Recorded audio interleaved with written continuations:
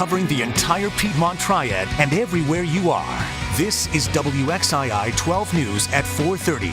Stop this killing! Stop this killing! Baton Rouge, a city on edge yet again after another shooting. What happened during this weekend's attack, who was killed, and what political leaders are saying about the solution. I know that there's a way to fix it, as opposed to more hate does not bring about positive change. And a timely prayer circle for blue lives in Winston-Salem, what residents are saying about Baton Rouge and what they hope to see happen in the future. Plus, the Republican National Convention begins later today in Cleveland. What additional measures are being taken for security, and which group is putting some positive energy into the air before things get going? Good morning, everybody. Kenny Beck here alongside meteorologist Gina DeVecchio. It is Monday, July 18th, second to last week of July already, and once again we're off to a warm and humid start. Yeah, we sure are. 70s, get used to them. That's where we've been sitting the last couple of weeks, and that's where we're going to be most of this week as well. We did some changes for your afternoon temperatures, though, and that is that we're going to see a little bit of relief, a little bit of some drying coming your way by the end of the week, but then looks like the heat is on. Look at this. Temperature is 75 in Winston-Salem to start your morning. 73 Greensboro, Burlington, 71 in Mount Airy, and look at all those 70-degree dew points.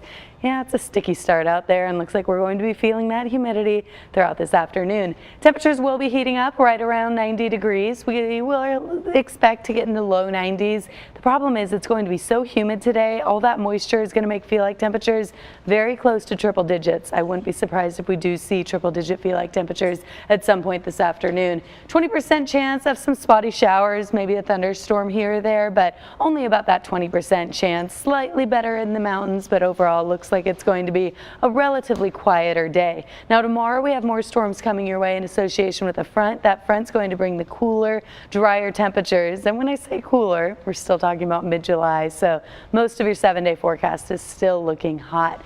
Over the last couple of hours, you can see we had some moisture, some clouds. Now we're seeing a little mix of everything. We're going to be seeing some sunshine by later this morning into the afternoon. And then here you can see those spotty showers and thunderstorms possible. We'll talk about that 7-day, and I warn you, it heats up significantly by the weekend. This morning, the city of Baton Rouge, Louisiana continues to mourn the loss of 3 police officers while we learn more about who these men were. In total, 3 officers were killed while on duty yesterday.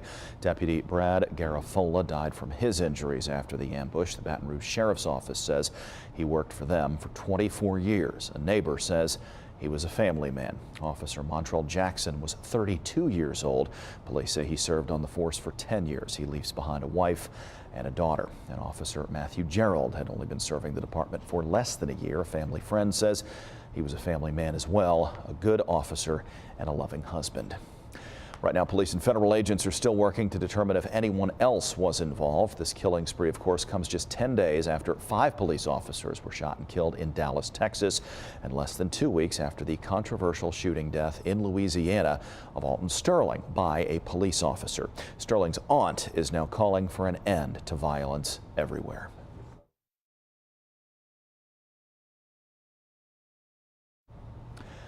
President Obama addressed the nation about the shooting, saying change must first start within the United States.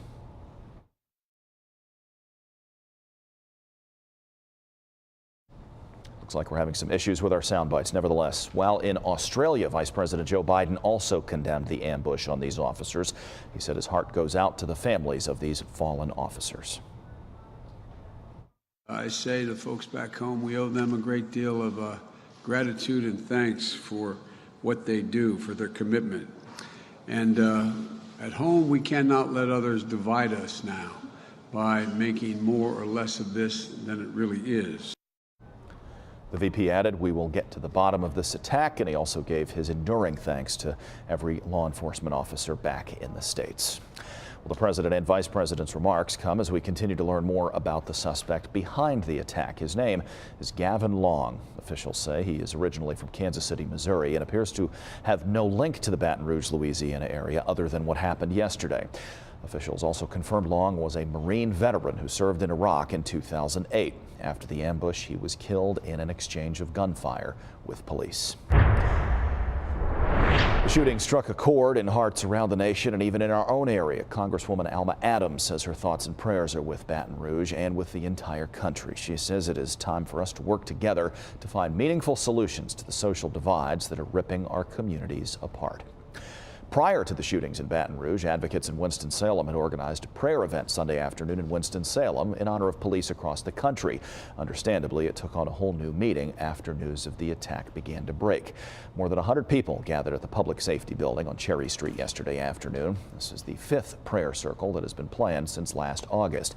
The organizer says every time this event is held, the group gets bigger and bigger. Those who attended this particular Sunday are hoping their action creates peace for the community and for the United States.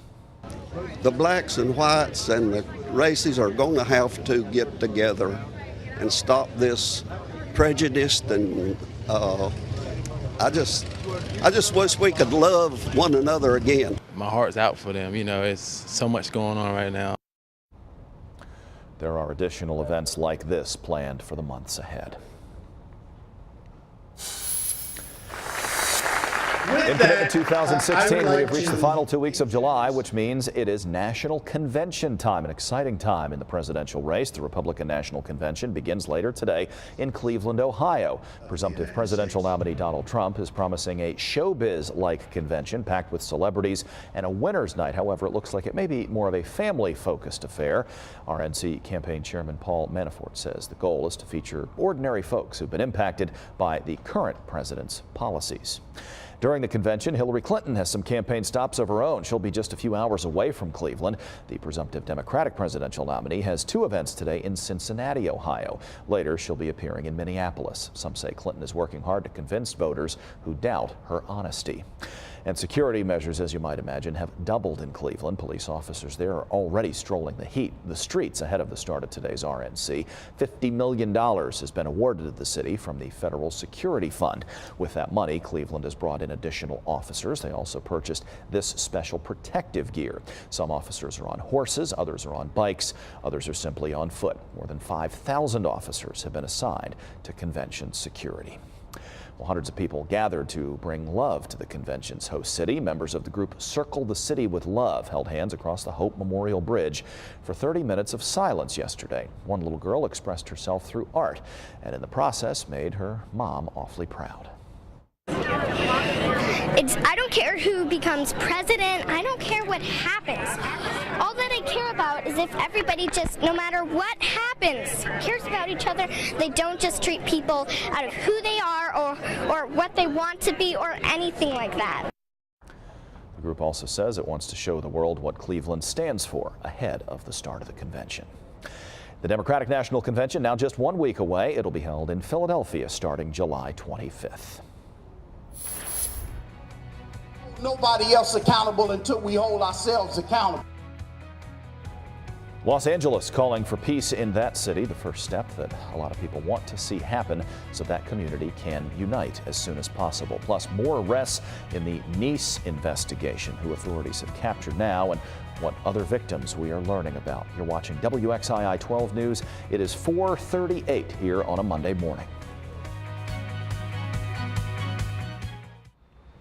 It's 4:41 on this Monday morning. You're looking over High Point, where it's a quiet start to this Monday morning, but it's a warm and muggy one. Temperatures in the 70s, 74 in Asheboro, 73 in Pofftown, 72 Summerfield and Archdale.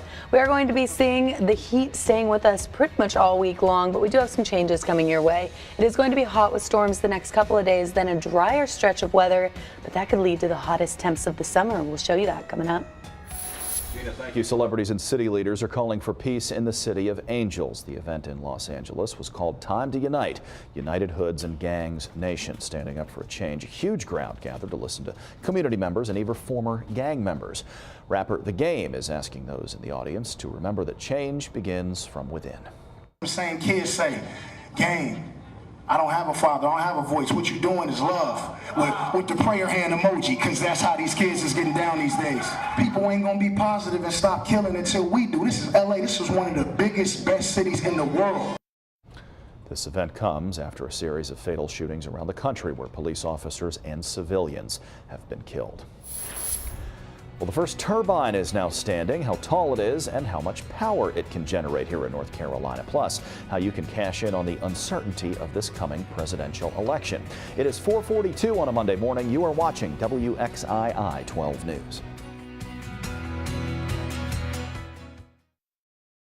The Triad's #1 news, WXII 12 News, with Kimberly Van Scoy, Kenny Beck, meteorologist Brian Slocum, and breaking news and traffic with Brianna Connor. Good Monday morning, everyone. You're looking over a dark Ennis, but I'm showing you this because you can see the close to full moon there on the right side of your screen. It is going to be full early tomorrow morning, and this morning it's nice and bright out there, and that sunshine is going to be bright by late this morning. It is going to be a good one to maybe wash off some of that pollen on the car. Temperatures are going to be heating up, and there's only a little 20% chance of some pop-up showers or storms. Better storm chance tomorrow. We'll talk about that in just a few minutes. Yeah, thank you very much. There's an autopsy scheduled later this week, after which we could learn more about what happened to a man who was found dead recently in a Winston-Salem creek. Officers found the man's body under Business 40 near Eden Terrace Drive. That's not far from Wake Forest Baptist Medical Center. Police say the man is between the ages of 50 and 60 years old. So far, they have not publicly identified him. We have new information this morning about a Burlington man found in the street with severe injuries. Burlington police say William Marley of Graham was hit by a car. He remains in critical condition at Moses Cone Hospital at this hour. He was found near the intersection of Jeffries and Apple Streets in Burlington. Police have not released any information on a suspect, and this investigation is ongoing. The U.S. National Whitewater Center is planning to treat water that would potentially kill a possibly deadly amoeba and then release it back into a nearby river. Mecklenburg County health officials are carrying out this plan. They say they'll treat the water with chlorine to kill the brain-eating amoeba, then remove the chlorine and drain the water into the Catawba River. The U.S. National Whitewater Center stopped whitewater rafting last month following the death of 18-year-old Lauren Seitz of Ohio. She died of an infection. The largest wind farm in the southeast now has its very first turbine. The farm is located not far from Elizabeth City on the northeastern North Carolina coast. This wind farm is expected to churn out enough electricity to light up 60,000 homes. The new turbine is one of more than 100 towers being built before the end of this year. Amazon is buying the power to run its data centers up in Virginia. Authorities in France are still working to identify bodies from the Bastille Day terror incident. A man and a woman were recently taken into custody. They now make the 6th and 7th people who have been arrested. Meanwhile, the estranged wife of the suspect has been released from police custody. There is, as you might imagine, increasing anger throughout that nation from the French, but the grief still lingers as well. Children passed away. People were having fun and passed away. And it's difficult to struggle, because I will never hate them, because if I start hating them, they win. The death toll now stands at 84. A number of people remain hospitalized, and some of them are in critical condition. Among the critical is a baby. The father and son from Texas killed in last week's truck attack in France were laid to rest Sunday. Sean Copeland and his 11-year-old boy Brody were two of the 84 people killed during that celebration. The man driving the truck, described by the president of France as a terrorist, was killed by police. Sunday's service was in Austin at Mount Bonnell Church. A number of mourners wore black and red, the colors of Brody's baseball team. We're also learning about another American who was among the dead in that same attack, a college student from California. Originally, 20-year-old Nicholas Leslie was listed as missing. He went to Cal Berkeley and was in Nice studying abroad. 3 other Cal Berkeley students were injured in that attack. They suffered broken bones. One of them remains hospitalized. Well, today the election season enters a new phase with the start of the RNC. This election cycle has been a roller coaster ride, to say the least. NBC's Chris Clackham explains how political volatility is impacting investments. With voters' attention focusing on Cleveland and the GOP convention starting today, some Wall Street watchers say the stock market's being just as volatile as the presidential race. This election has been fueled by emotion. The word we've heard frequently is anger and angry voters.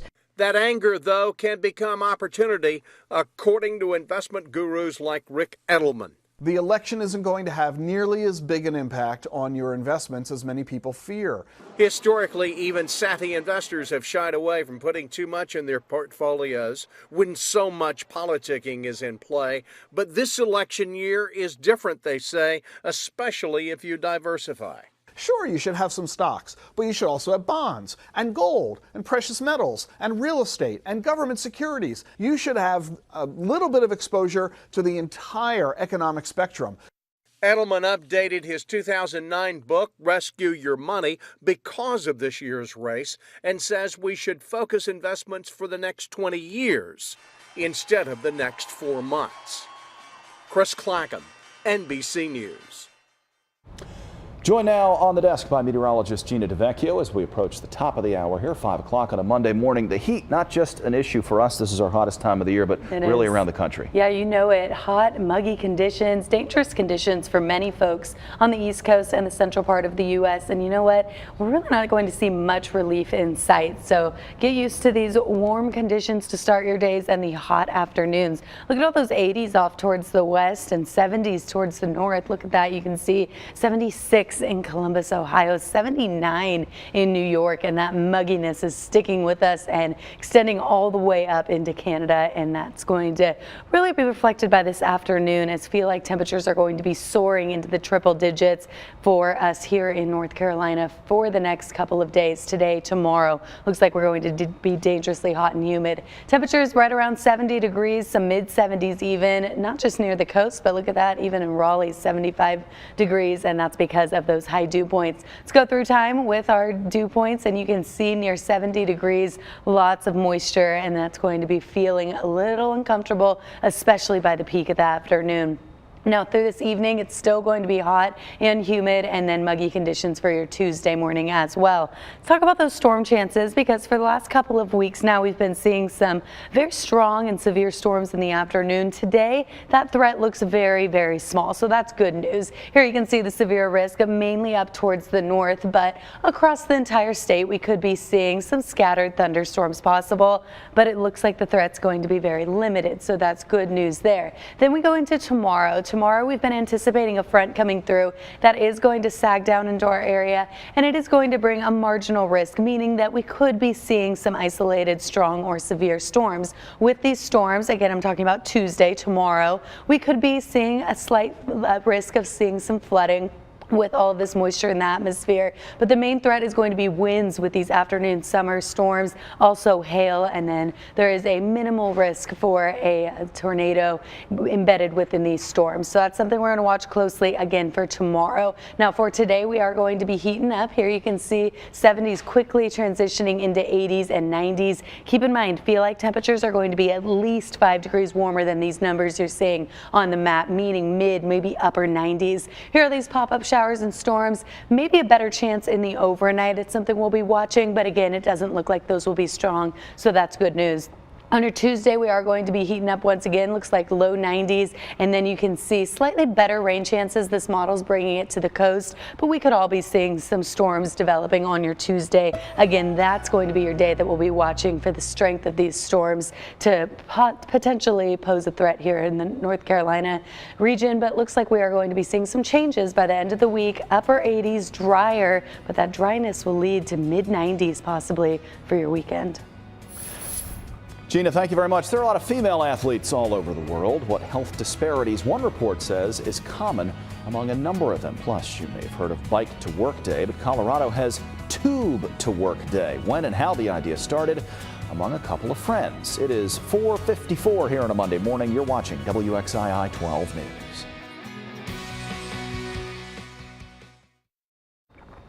Just a few minutes shy of 5 o'clock in the morning, and temperatures are on the warm side, 70s to start, but I want to go through time looking at these feel like temperatures because it's going to get dangerously warm already late this morning. We're going to be feeling like upper 80s, close to 90 degrees at the lunch hour, and then soaring into the mid to upper 90s. Lots of moisture staying with us. We also have the chance of some showers. Maybe those will cool you down this afternoon, but besides that, it's going to be a steamy one. Tomorrow's hot as well, and then we really heat up by the weekend. We'll show you that coming up. Research shows women who play sports tend to have higher rates of osteoporosis, eating disorders, and menstrual issues. And now a new report suggests pediatricians start looking for these symptoms during adolescence. Early warning signs include a lack of menstruation, low bone density, cardiovascular problems, and/or not consuming enough calories. Now to the Pokemon Go section of the broadcast. Some clever drivers are coming up with new ways to track down Pokemon without becoming a distracted driver. That is the key. Tanya Mendes shows us how a few drivers have been able to pull it off. How fast are we going right now? Music blasting, the car going 35 miles an hour, and Pokemon Go showing no signs of slowing up. It is a gym. Within minutes, it was obvious you can be gaming and driving, and this Pokemon Go obsession is a dangerous one. I thought that could be my wife one day that's driving with her child and just gets hit by somebody that's playing a game. So Uber and Lyft driver Chad Davis had an idea. So this is the Poke Taxi. You know it's me because I got Pikachu riding up front on the dashboard. For $25 an hour, Davis will take you to any or all of the Pokestops in town. I'll go wherever you want to go. We can spend as much time as you want to go. Davis, not the only one looking to make the search for Pokemon